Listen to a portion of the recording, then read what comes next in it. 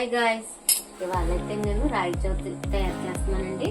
So రాగి జావ మన ఇంట్లో చేసుకోవడం చాలా ఈజీ, మన హెల్తీకి కూడా చాలా మంచిది అనమాట. ముందుగా అయితే నేను వాటర్ పెట్టాను. సో వాటర్ అయితే మరుగుతుంది. సో ఇదైతే రాగి జావ అనమాట. అంటే రాగి జావ అనొచ్చు, సోడి పిండి అని కూడా అనొచ్చండి. సో నేనైతే 3 స్పూన్స్ అయితే వేస్తున్నాను. 3 స్పూన్స్ అయితే వేసాను రాగి జావ. సో ఇది పొద్దున్న మాటలో మన హెల్తీకి చాలా మంచిది. మనకి టిఫిన్ కంటే ఇది చాలా బెస్ట్ అనమాట. సో మీరు కూడా ట్రై చేయండి, రోజు తాగండి. చాలా అంటే చాలా హెల్తీకి మంచిది రాగి జావ అనేది. సో ఇది మట్టికి నీళ్లు మరుగుతున్నాయి. సో ఈ పౌడర్ అయితే నేనైతే రాగి జావ సోడి పిండి చాలా తక్కువగా ఉంది, 3 స్పూన్లు అయితే వేసాను. ఇంకొక స్పూన్ కూడా వేస్తున్నాను. మనం వాటర్ తగ్గట్టు వేసుకోవాలండి. సో ఇలా ముందుగా అయితే కొంచెం వాటర్లో సోడి పిండిని ఇలా కలుపుకోవాలన్నమాట, అంటే రాగి జావ పిండిని. సో ఇలా కలుపుకున్న తర్వాత మరుగుతున్న వాటర్లో ఇదైతే ఈ మిశ్రమాన్ని అయితే అందులో వేయాలన్నమాట అండి. సో నేనైతే ఇలా కలిపేసాను.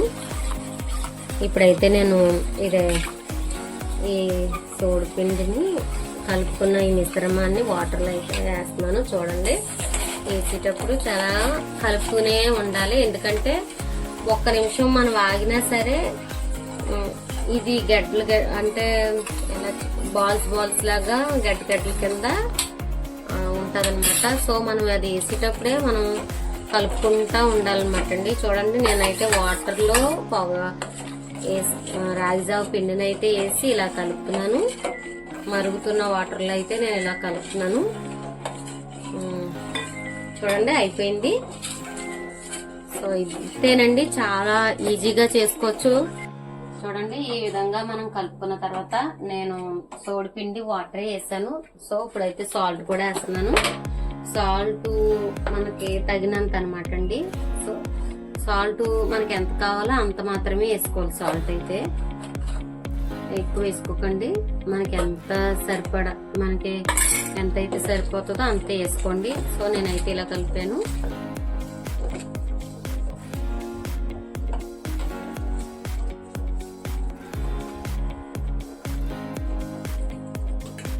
చూడండి, ఫైనల్ గా అయితే ఇలా అయింది. సో మనం గ్యాస్ అయితే ఆఫ్ చేస్తున్నాను. గ్యాస్ అయితే అయిపోయింది. ఆపేసిన తర్వాత కొంచెం ఒక 10 నిమిషాలు అయితే మనం దీన్ని కొంచెం ఫ్యాన్ లో అయితే చల్లారి పెట్టుకోవాలండి. చల్లారి పెట్టుకున్న తర్వాత ఏం చేయాలో నేను చెప్తాను.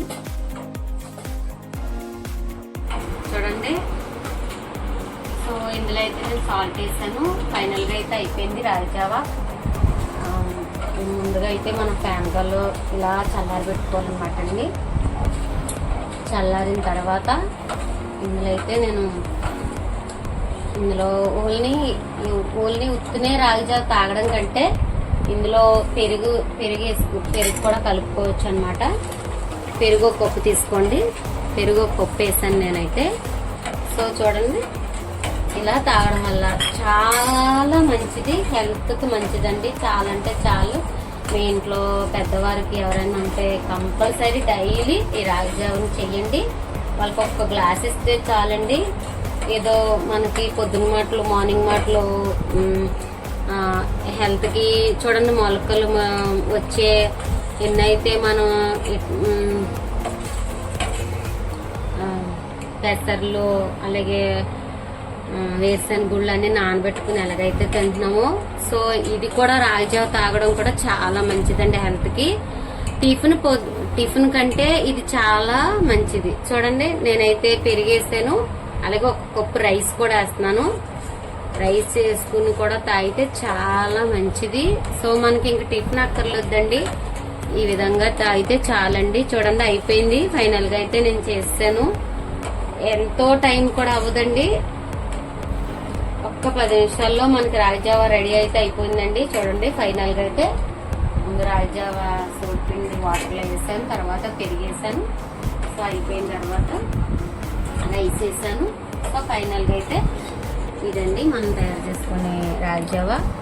మార్నింగ్ పొద్దున్నే ఇలా ట్రై చేసి చూడండి.